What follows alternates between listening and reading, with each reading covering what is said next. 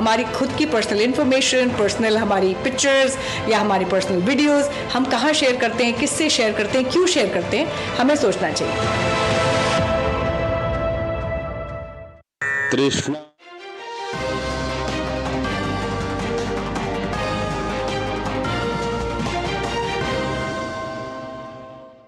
नमस्कार, आप देख रहे हैं डीडी न्यूज। आपके साथ मैं हूं गौरव श्रीवास्तव। तो चलिए बुलेटिन की शुरुआत करते हैं और सबसे पहले नजर इस वक्त की हेडलाइंस पर। पश्चिम बंगाल के राज्यपाल ने मुर्शिदाबाद हिंसा के पीड़ितों से की मुलाकात। राष्ट्रीय महिला आयोग से प्रभावितों ने साझा किया अपना दर्द, रो रो कर सुनाई जुल्म की दास्तान।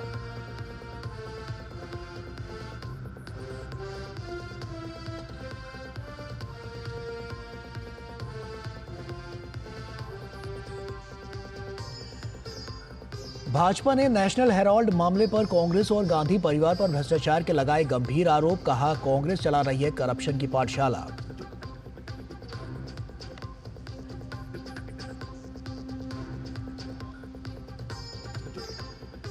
प्रधानमंत्री नरेंद्र मोदी का 22 से 23 अप्रैल को सऊदी अरब का दौरा। क्राउन प्रिंस और सऊदी अरब के प्रधानमंत्री मोहम्मद बिन सलमान से करेंगे मुलाकात। आपसी संबंधों, राष्ट्रीय और अंतर्राष्ट्रीय मुद्दों पर होगी बात। रक्षा मंत्री राजनाथ सिंह ने लखनऊ में सांसद खेल महाकुंभ का किया उद्घाटन। 4 दिन तक चलने वाले आयोजन में 25,000 से अधिक खिलाड़ी होंगे शामिल। भारत ने बांग्लादेश में हिंदू अल्पसंख्यक नेता भावेश चंद्र रॉय के अपहरण और हत्या की कड़ी निंदा की। अंतरिम सरकार से कहा, बिना भेदभाव हिंदुओं सहित सभी अल्पसंख्यकों की सुरक्षा करें सुनिश्चित।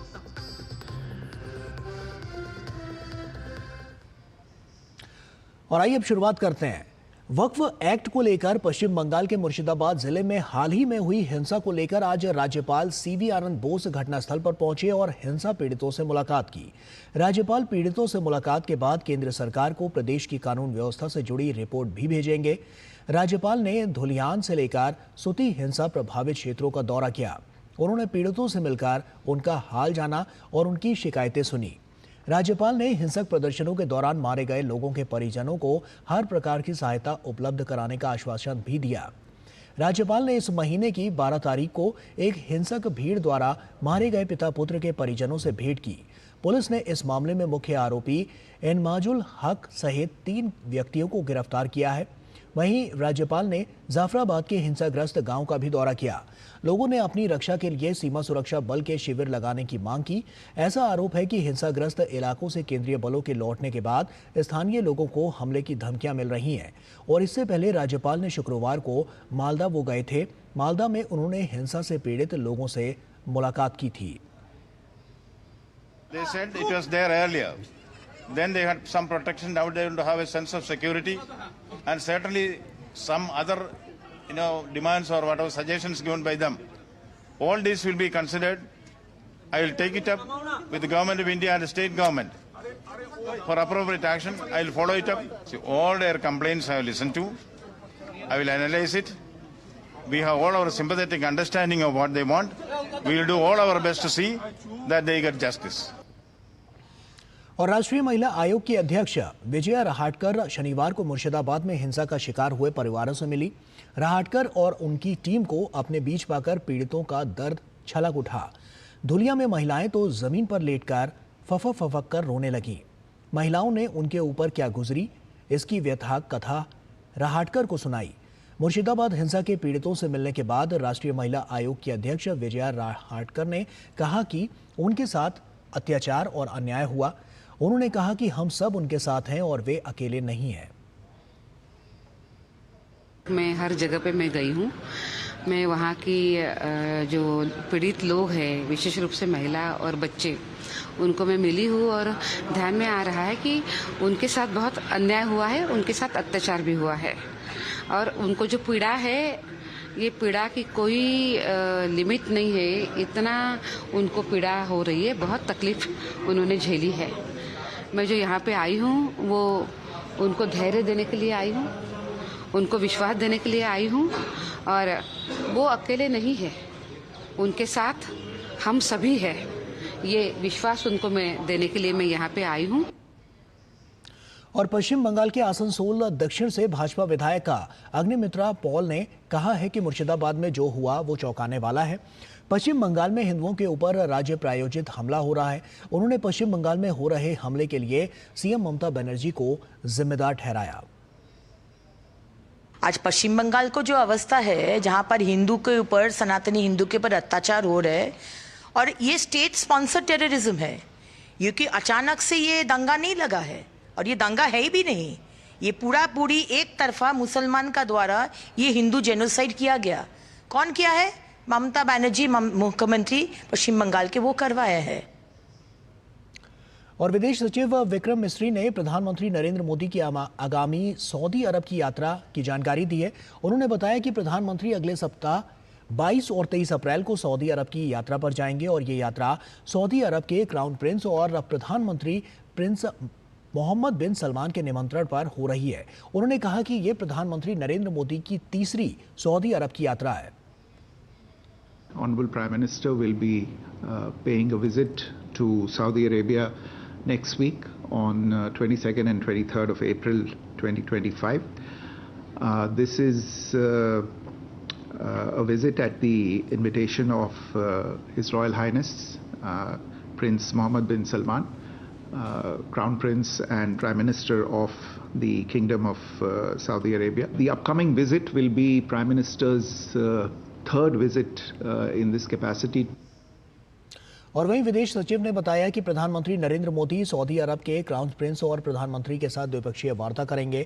उन्होंने बताया कि प्रधानमंत्री मोदी भारत सऊदी अरब रणनीतिक भागीदारी परिषद की दूसरी बैठक की सह अध्यक्षता करेंगे।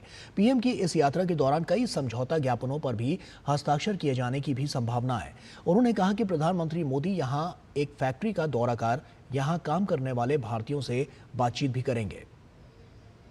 Prime Minister's engagements will include a one-on-one meeting with His Royal Highness the Crown Prince, as well as formal engagements that include a ceremonial welcome and bilateral talks. The two leaders will co-chair the second meeting of the Strategic Partnership Council. I've spoken about the two key pillars, the political and economic pillars, which are led at the ministerial level between the two sides. The visit is also likely to see the conclusion of several MOUs between the two sides. Nearly 2.7 million Indians live and work in the kingdom. The Indian community in Saudi Arabia is very well regarded for its significant contribution to the national life and economic development of the kingdom. During the visit, the Prime Minister will visit a factory employing Indian workers and will interact with them as well.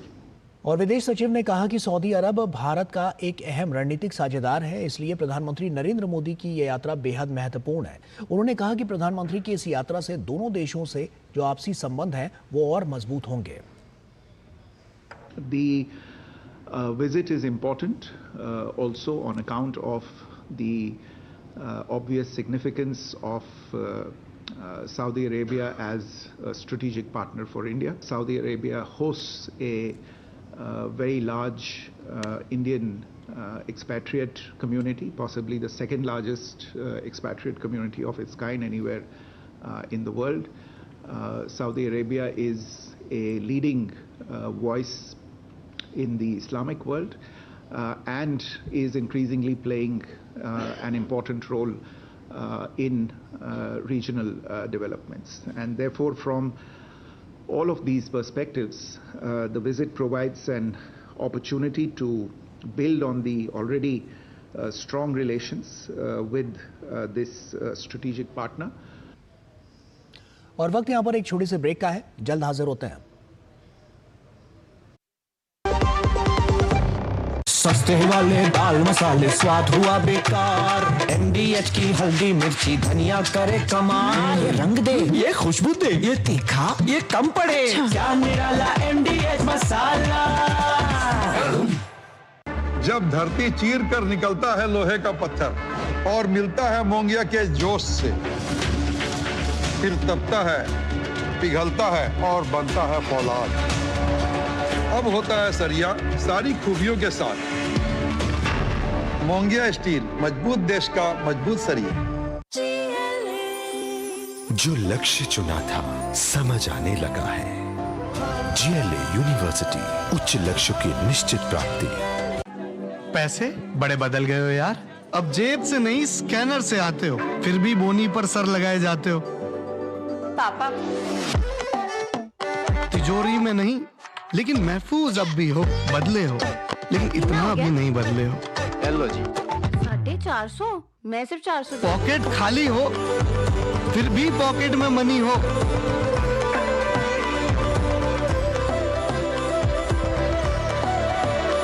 Modern हो गए हो, लेकिन ख्याल अब भी सबका रखते हो।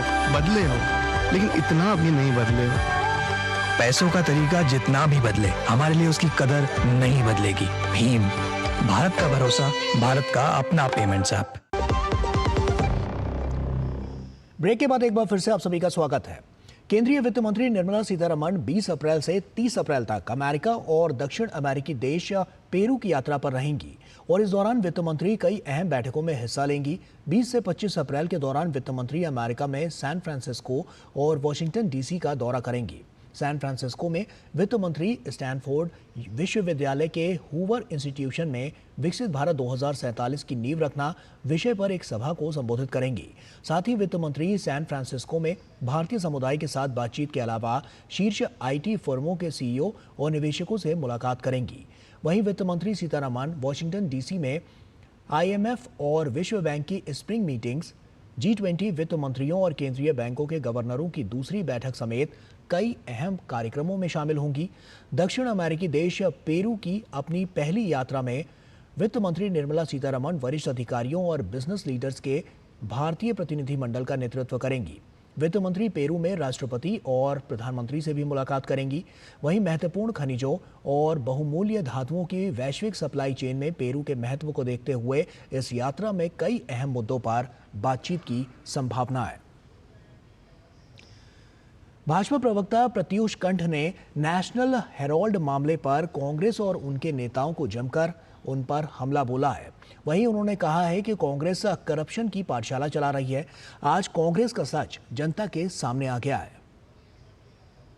जीप स्कैम से लेके ऑगस्टा वेस्टलैंड स्कैम तक आपने मास्टरी कर ली है।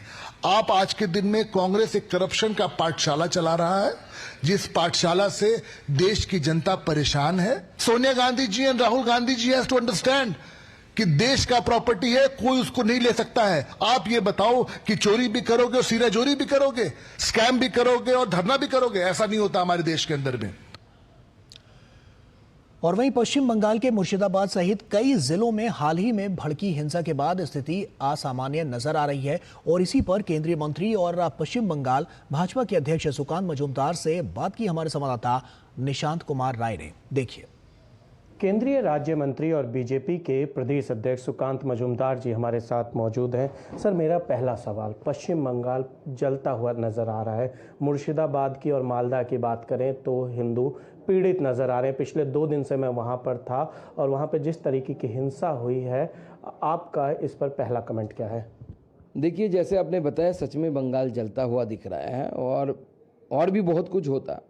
ममता बनर्जी ने अपने इशारों में कंट्रोल किया है, क्योंकि ये जो दंगा आप देख रहे हैं, ममता बनर्जी का खुद का स्पॉन्सर्ड प्लान है और ममता बनर्जी इससे 2 काम अपना एक तीर से 2 निशाना जिसे बोलते हैं। एक तो उन्होंने कोशिश किया और सफल भी हुए कुछ हद तक, जो 26,000 टीचरों की नौकरी चली गई, जो बहुत बड़ा करप्शन का केस है, जिसमें कोर्ट ने बोला है करप्शन हुआ, वहाँ से सबका ध्यान हटाने का काम किया उन्होंने।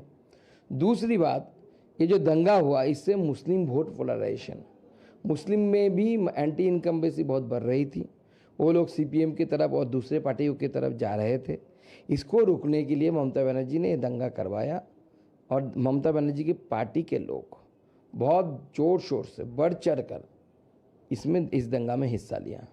अभी मैं देख रहा था कि एक बंगाल की न्यूज़ चैनल ने फ़ोटो जारी किया, जिससे दिख रहा है कि वहाँ पे म्यूनिसिपैलिटी के काउंसिलर जिन्होंने भाषण दिया था नरेंद्र मोदी के खिलाफ जंग शुरू करने का, उसका इन्वॉल्वमेंट का खुद दंगे में शामिल थी, तृणमूल का काउंसिलर है।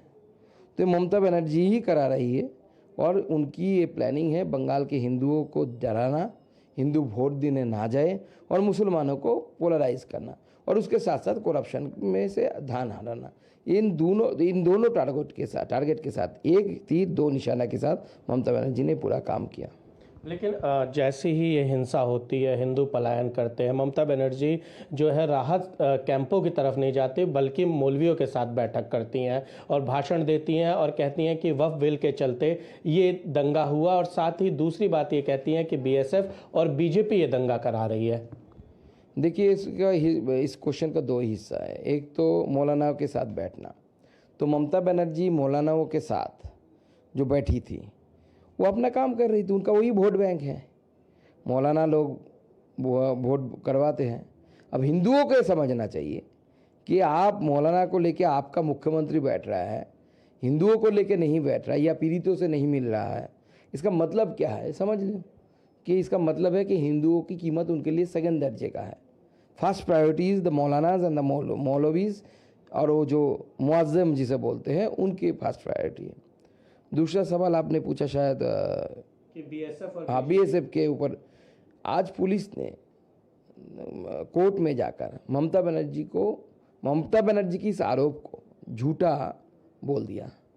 ममता बनर्जी का बयान ये था कि बीएसएफ ने करवाया, बीएसएफ ने पहले बॉर्डर खोल दिया, वहाँ से लोग आए करके वापस चले गए। टीएमसी के स्पोक्स पर्सन ने बताया। अब टीएमसी का स्पोक्स पर्सन बताता है तो पार्टी का स्टैंड होता है, स्पोक्स पर्सन तो अपने से तो नहीं बताएगा।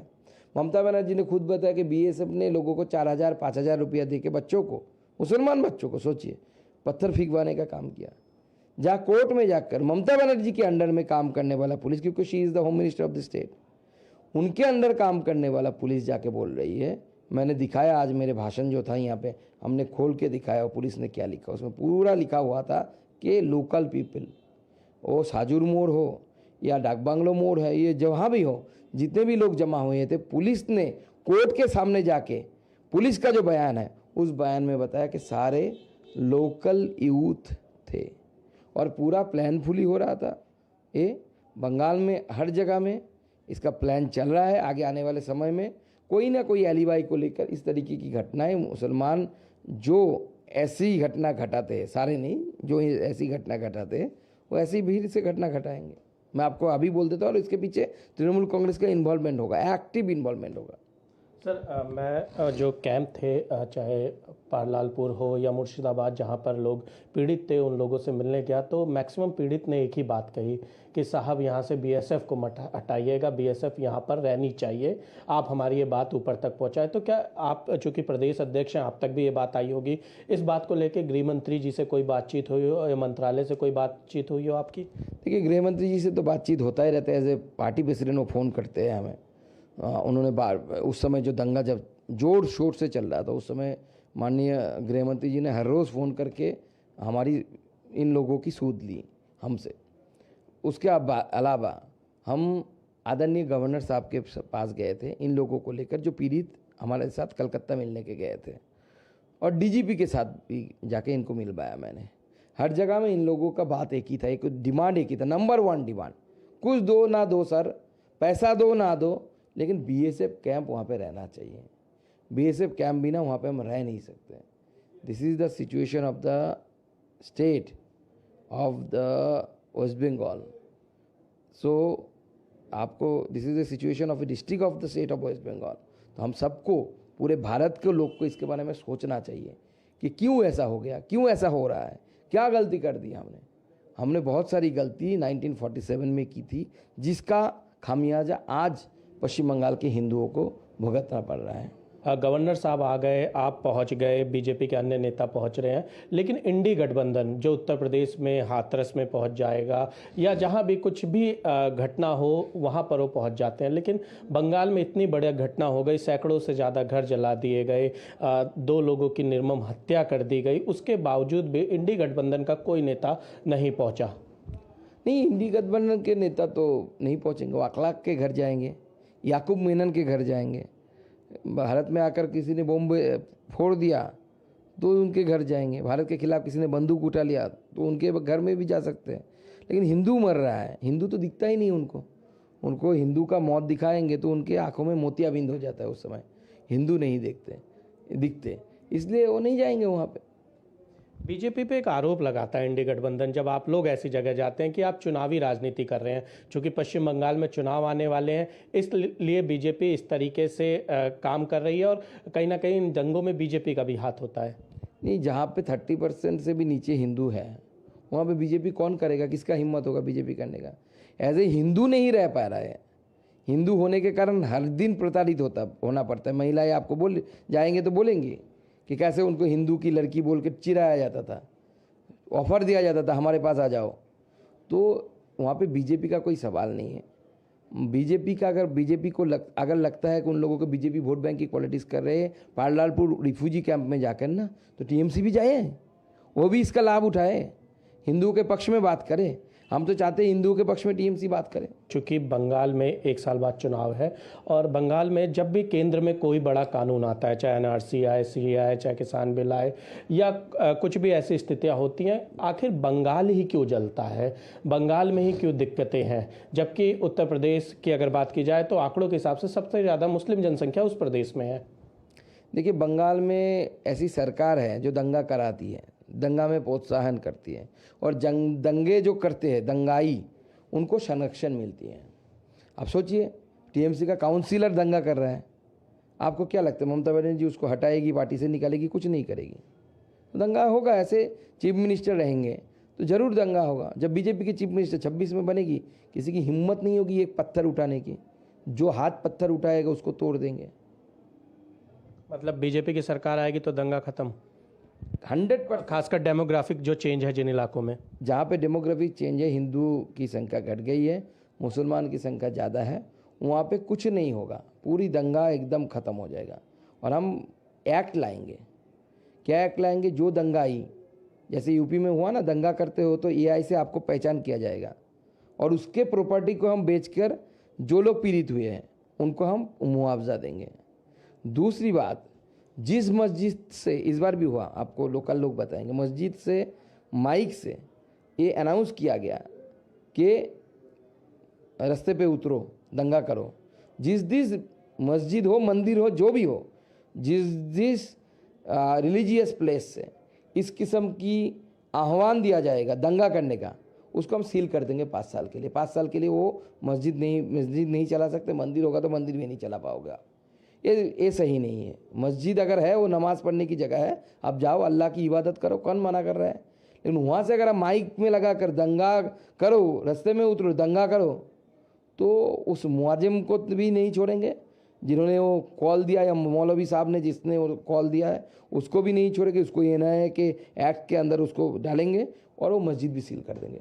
शुक्रिया हमसे बातचीत करने के लिए। ये थे हमारे साथ सुकांत मजूमदार, जो कि बीजेपी के प्रदेश अध्यक्ष हैं और इनका साफ तौर पर कहना है कि अगर प्रदेश में भविष्य में बीजेपी की सरकार बनती है तो किसी मस्जिद या मंदिर से दंगा करने की घोषणा की जाएगी तो उसको 5 सालों के लिए सील कर दिया जाएगा। ऐसा एक कानून लाया जाएगा। कैमरा पर्सन जगमोहन के साथ निशांत राय, डीडी न्यूज़।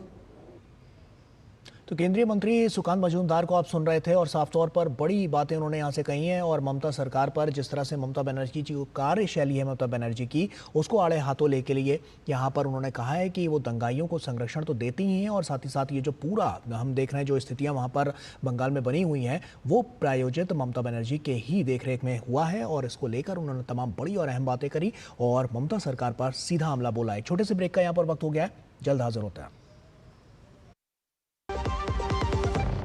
आपके घर के खाने में रेस्टोरेंट जैसा स्वाद ले आए MDH का शाही पनीर मसाला। पनीर को क्या मस्त बना डाला।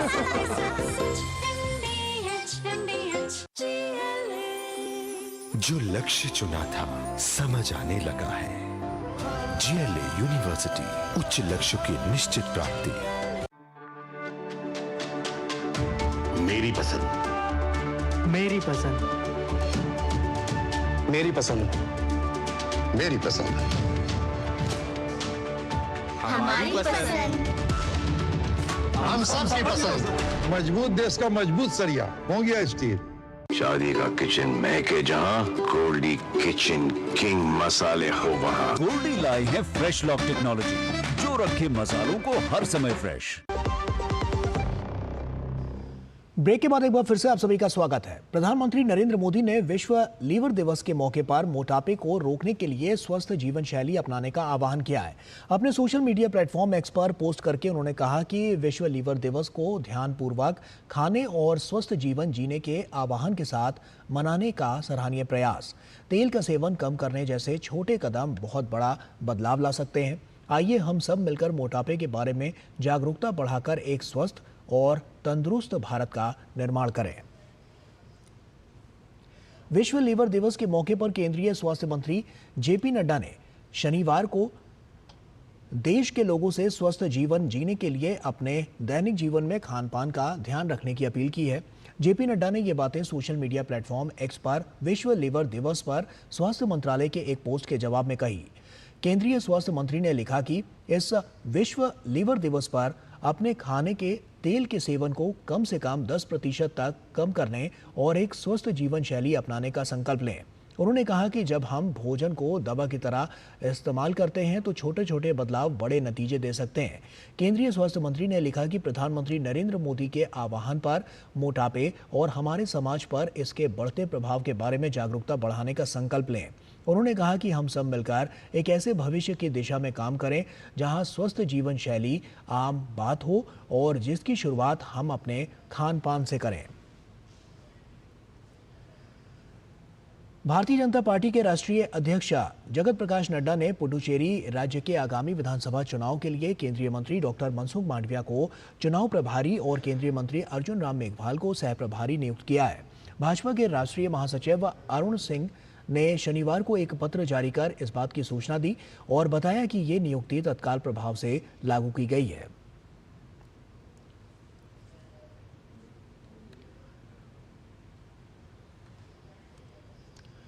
केंद्रीय जांच एजेंसी सीबीआई ने छत्तीसगढ़ सरकार के 3 पूर्व अधिकारियों के खिलाफ दोबारा मामला दर्ज किया है। तत्कालीन संयुक्त सचिव अनिल टुटेजा, आईएएस सेवानिवृत्ति, तत्कालीन प्रधान सचिव डॉक्टर आलोक शुक्ला, आईएएस सेवानिवृत्त तत्कालीन महाधिवक्ता सतीश चंद्र वर्मा के खिलाफ मामला दर्ज किया गया है और इन तीनों अधिकारियों के खिलाफ पहले से ही मामला दर्ज है। अब सीबीआई ने जांच अपने हाथ में ले ली है और दोबारा मामला दर्ज किया गया है। सीबीआई ने और ईडी मामलों की चल रही कार्रवाई को प्रभावित करने के आरोपों पर फिर से मामला दर्ज किया और तलाशी ली। इन अधिकारियों के खिलाफ छत्तीसगढ़ सरकार के पीएस राज्य आर्थिक अपराध जांच ब्यूरो रायपुर में पहले से एफआईआर दर्ज है।